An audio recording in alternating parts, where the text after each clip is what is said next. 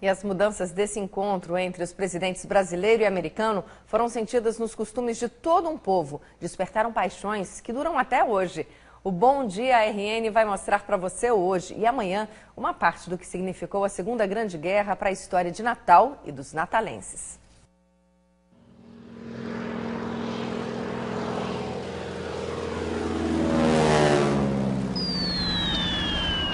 Welcome to Parnamarine Field, our largest base outside. A Natal de 1942 era bucólica, quase deserta. Boa parte de seus 45 mil habitantes eram trabalhadores rurais que migraram para a capital, fugindo de uma seca rigorosa, uma das mais calamitosas da história. E ficavam concentrados nos bairros das Rocas, do Alecrim e a Cidade Alta, onde os mais abastados construíam seus imponentes sobrados. Do outro lado do mundo, o ditador Adolf Hitler, numa tentativa de expandir os domínios territoriais da Alemanha e obter poder e recursos materiais, declara guerra à Polônia. Inglaterra e França entram no conflito, dando início a um dos maiores confrontos bélicos da história mundial. Os Estados Unidos entram como aliados e o Brasil também. Natal se torna, então, um dos 4 pontos estratégicos do mundo. E assim nasce Parnamirim Field.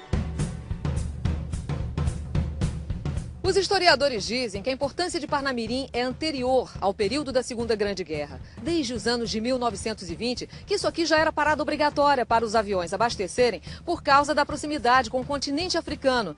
E os americanos, claro, sabiam disso. Não foi à toa que decidiram construir exatamente aqui a maior base aérea americana no mundo, fora dos Estados Unidos. Fred Nicolau, um designer de São Paulo apaixonado por Jeeps, se atraiu primeiramente pelo desenho dos carros da época. Depois veio a paixão pelo tema propriamente dito e pela cidade, cenário da guerra, e que o acolheu há 4 anos. Sem Natal, os aliados teriam demorado muito mais para ter conseguido vencer a guerra. Natal era a encruzilhada do mundo das rotas aéreas, porque era o único lugar do mundo onde sempre o tempo estava bom, onde não tinha tempestade, era o melhor lugar do mundo para você passar de avião era por Natal. E também o lugar mais próximo do velho mundo, né? Da África, depois Europa, Índia. 70 anos depois, um grupo de amigos se esforça para manter viva a chama da Segunda Guerra, não como um episódio bélico, mas como um fato histórico de extrema importância para o Estado. A Fundação Rampa, criada em 2001 pelo empresário e pesquisador Augusto Maranhão, tem feito a sua parte, principalmente no que diz respeito aos muitos desafios que enfrenta para adquirir as peças do acervo. Primeiro a gente pesquisa, hoje com a internet ficou muito mais fácil. E a gente consegue entrar em leilão, às vezes a gente perde porque a vaquinha não deu para cobrir aquele lance do leilão. Mas é importante porque isso está ficando há 70 anos atrás e já está ficando escasso. Outros museus, a gente às vezes compete com um museu que tem 5 mil itens e a gente botando o preço aqui de Natal. É muito difícil, mas a gente tem a sorte de conseguir alguns itens. Eu acho que isso é muito importante para a preservação. A Fundação Rampa tem mais ou menos 150 peças no seu acervo, entre uniformes, fotos da época, álbuns de fotografia completos, binóculos, mas tem também essa revista Life aqui, de 1943, que conta um pouco da rotina dos americanos aqui durante a Segunda Guerra. São 6 páginas, recheadas de fotografias. O título, Natal, a encruzilhada do mundo. Passava militar em tudo que era lugar aqui. Porque aqui tinham produtos para vender que não se encontrava em nenhum lugar do mundo, como relógio suíço, meia de seda, que era a grande vedete da guerra, era meia de seda, porque meia de seda parou de se fabricar no mundo porque a seda era usada para paraquedas. E no Brasil ainda se fabricava meia de seda, então todo soldado que passava por aqui via meia de seda comprava para levar, para namorada, para mãe, para amiga, para quem fosse. A grande sensação era receber de presente uma meia de seda, porque não existia mais para vender. E aqui em Natal vendia. O espaço da Fundação Rampa é ainda virtual.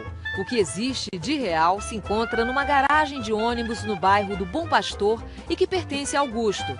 Além do acervo de pequenas peças, a Rampa guarda ainda o motor de um avião da Força Aérea do Exército Americano que caiu em 1943, próximo ao Forte dos Reis Magos.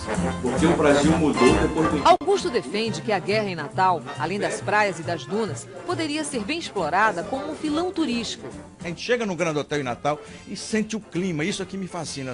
É saber que naquele local, há 70 anos, estava aquele grupo de pessoas pensando, decidindo os rumos do mundo. Está faltando a criação de roteiros históricos, turísticos, que não é só o turista que quer ir para a praia. Não é só o turista que quer ir lá para Ponta Negra.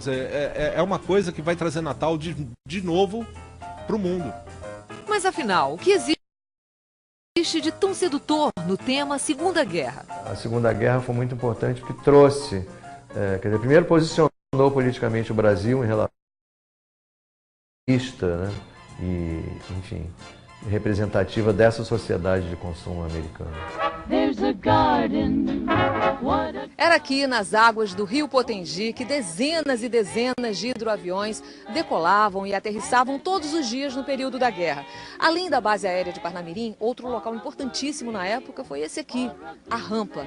E foi exatamente aqui que aconteceu um encontro histórico, o do então presidente dos Estados Unidos, Franklin Roosevelt, com o então presidente do Brasil, Getúlio Vargas. 70 anos depois, no Yacht Clube de Natal, ao lado da rampa histórica, cenário de tantas passagens de guerra, muitos americanos. É o lançamento de um livro que conta a história de um homem que viveu de perto os horrores do conflito.